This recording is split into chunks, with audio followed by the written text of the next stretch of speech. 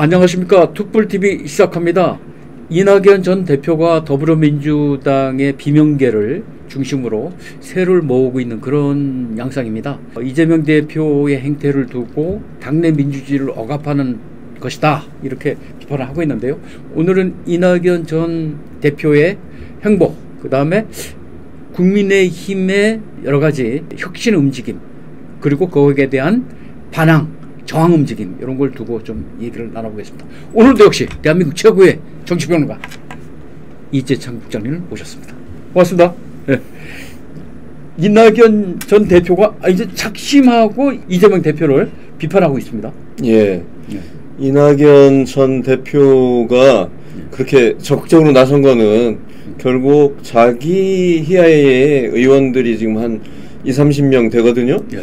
그 의원들이 지금 상황으로 보면 공천받기가 어려울 것 같다, 이런 판단을 한 것 같아요. 그래서 어저께 이제 포럼 행사에 가서 이재명 대표의 리더십을 정면으로 겨냥해서 비판했고요. 그 당내 민주주의가 죽어가고 있다. 그리고 민주주의의 전통적인 가치인 그 민주주의와 다양성이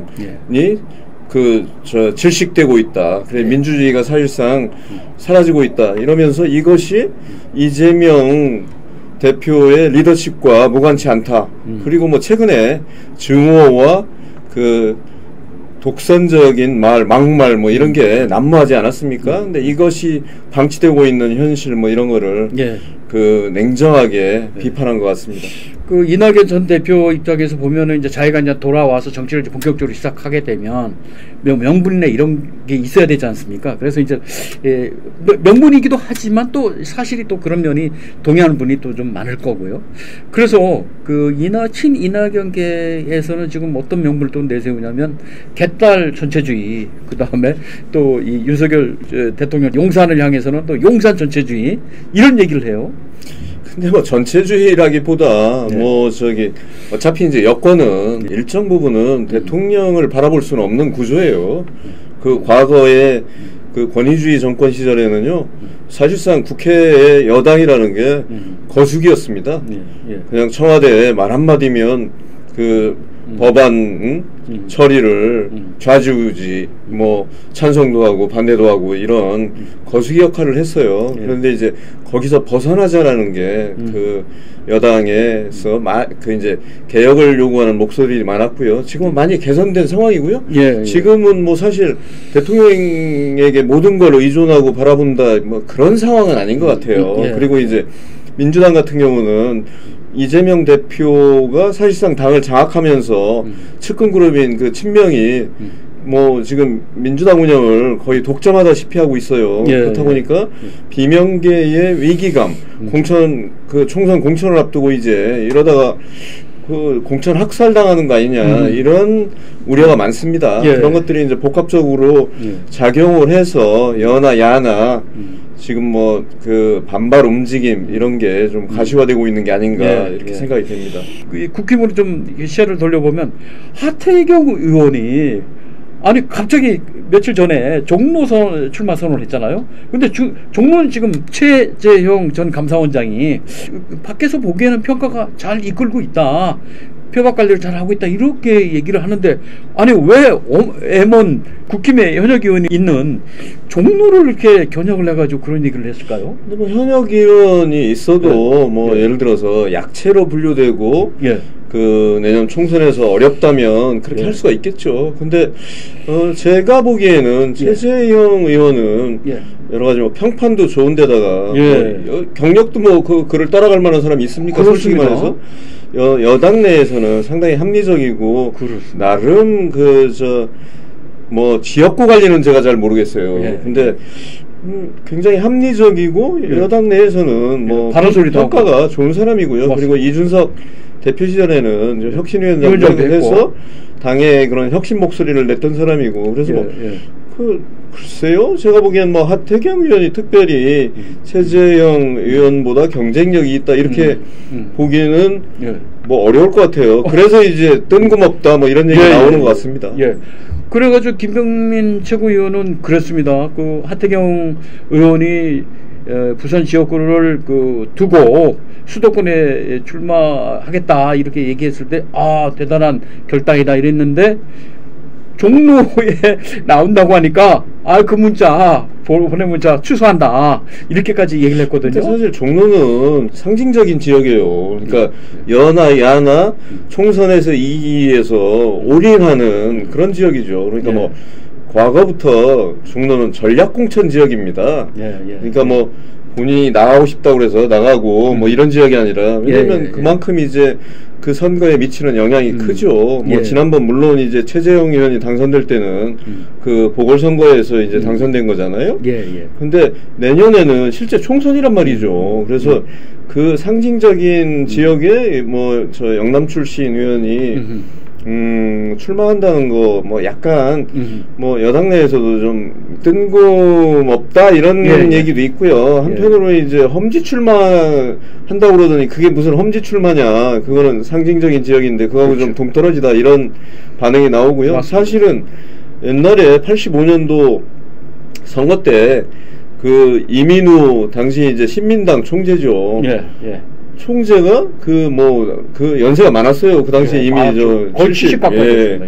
그때 이제 저 종로에 자기가 진짜 그 희생하는 겁니다. 떨어질 걸 각오하고 출마해서 당선됐죠. 신민당 바람을 불러일으켰어요. 맞습니다. 그러니까 그 전체적으로 보면 최근에도 당선된 사람을 보세요.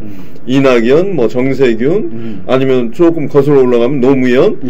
말 그대로 종로는 뭐 굉장한 여야의 대표적인 인물이 출전했던 그 지역입니다. 그래서 뜬금없다 뭐 이런 얘기가 나오는 것 같긴 해요. 사실 뭐 최재형 의원도 뭐 초선이지만 보선에서 이렇게 됐지만 한때 작년 재작년에는 감사원장을 그만두고 대선에 뛰어는 그 지점에서는 한때 대선 예비 후보를 1위 한 적도 있었어요. 한 1, 2주간은.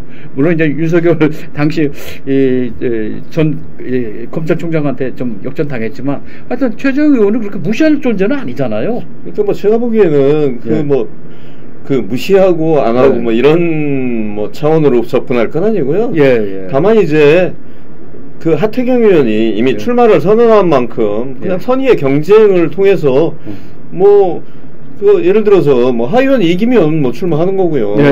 뭐 하지만 뭐 선의의 경쟁을 통해서 뭐 최재형 의원이 그 지역구를 지키면 그만인 것 같아요. 그래서 이제 그 문제를 가지고 뭐 더 이상 이제 왈가왈부할 필요는 없고요. 그리고 예를 들어서 그 종로에 정말 국민의힘에서 전략공천이 필요하다고 생각해서 뭐 또 다른 뭐 예를 들어서 이제 한동훈 법무장관이나 이런 장관을 출마시킨다면 뭐 그거는 좀 다른 선택이겠지만 뭐 지금 상황에서는 그냥 이제는 그냥 경쟁을 통해서 이기면 되지 않나. 그러니까 누가 이기든 이제 그런 선의의 경쟁을 펼치면 될 것 같습니다. 하태경 의원이 험지 출마를 한다고 그러면은 왜 굳이 종로나 이런 데보다는 저 관악구나 구로나 금천구나 이런 데 좀 거기야말로 진짜 저 여당으로는 험지 아닙니까?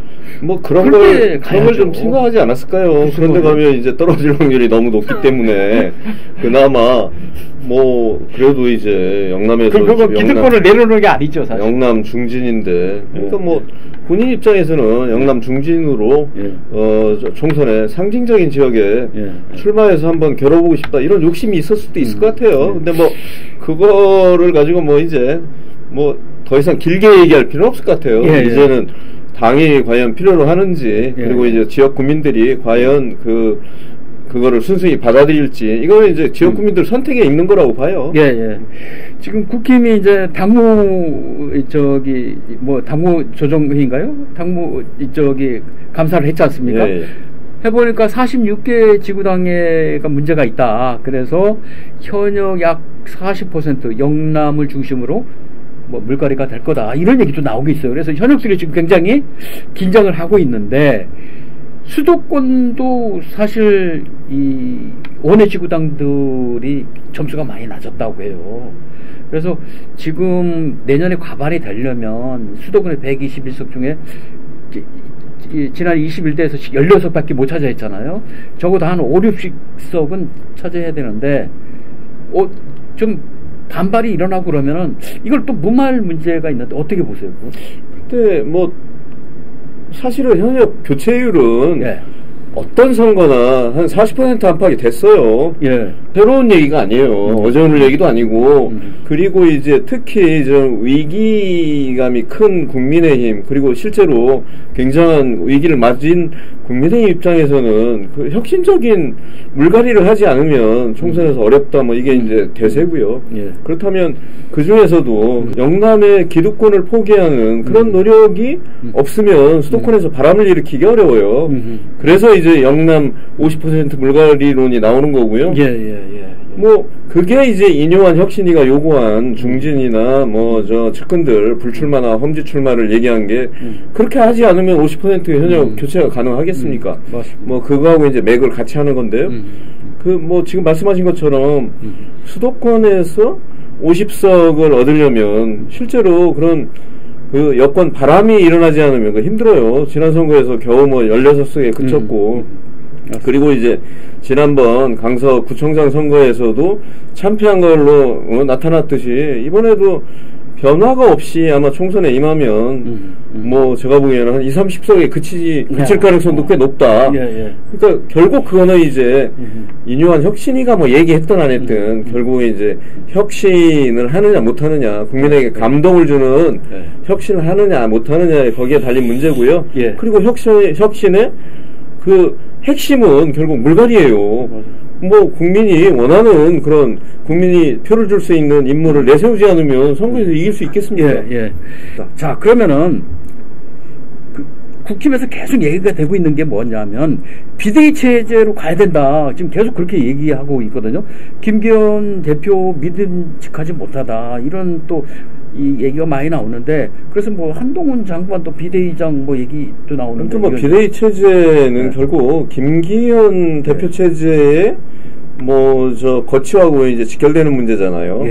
그래서 이준석 전 대표는 한 2주 전에 일주일 후면 아마 김기현 체제 무너질 거다 그러는데 생각보다 오래 가는 것 같아요. 그리고 이제 뭐 윤석열 대통령과의 친분도 과시하고 그런 게 먹히는 건지는 잘 모르겠습니다만 뭐 어차피 이제 김기현 체제가 종료가 되면 사실 전당대회를 열어서 새로운 대표를 뽑기는 쉽지 않은 상황이에요. 그래서 이제 결국 비대위 체제로 가야 되는 거 아니냐. 그리고 비대위로 간다면 아무래도 이제 좀 신선하게 그 좀 국민에게 좀 감동을 뭐 준다고 할까요? 인기를 누리고 있는 한동훈 법무장관인 체제로 갈 가능성이 높다 이렇게 얘기되는 거고요. 아니면 이제 뭐 원희룡 체제 얘기도 나오고 하고 있죠.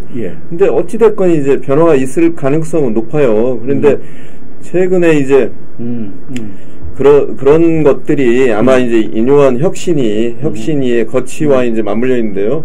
인요한 뭐 혁신위원장이 지금 출근도 안 하고 있다고 그러는데요. 이게 잘못하면 저 민주당의 저 김은금 혁신이 전철을 밟는 게 아닌가 싶어요. 저 뭐 설화에 시달리다가 시한을 한 일주일 뭐 이상 남겨놓고 이제 그만뒀지 않습니까?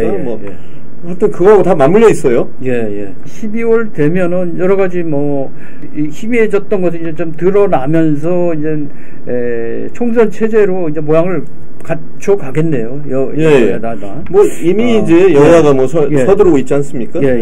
자, 이제 민주당 쪽으로 그 마지막으로 한번 살펴보면요. 이낙연 전 대표가 저렇게 이제 작심 발언을 하고 행동을 개시한 것이 이재명 대표는 거기에 대해서 뭐 직접적인 언급은 안 하고 있고 지금 일부러 좀 피하는 것 같은데 만약에 친명계 위주로 공천을 거의 전행한다시피 하면 이탈자가 많을 거 아닙니까? 그러면 그 이탈자들 중에는 대부분이 이제 비명계고 비명계는 주로 이제 친낙계로 볼 수 있는데 그 사람들이 이낙연 전 대표로 뭉치면 20대 그 국민의당이 호남에서 아주 돌풍을 일으켰잖아요. 그러니까 뭐 그런 게 재현될 가능성도 꽤 있죠. 왜냐하면 이재명 대표는 뭐 고향이 안동이고요. 그리고 사실 그 호남 쪽에 특별한 그 연고를 찾기는 어렵지 않습니까? 다만 그렇다면 그 이낙연 전 대표는 뭐 거기서 이제 뭐 국회의원 계속 했고요. 거기에 전남지사까지 했죠. 그렇죠.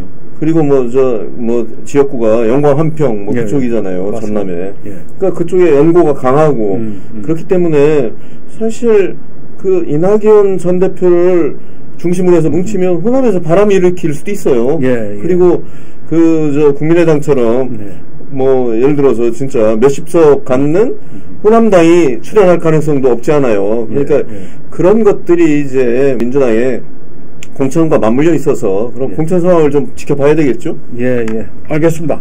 예, 오늘은 국힘의 혁신위원회 위원장이 이틀, 3일째 지금 출근 안 하고 있는 상황에서 국힘 내에 공천 관련한 이 40% 탈락설 이런 것이 나오고 있고, 또 하태경 의원은 또 종로 출마 선언을 해서 또 굉장히 반발을 일으키고, 또 한쪽에서는 또 두둔하는 그런 사람도 있고 그렇습니다.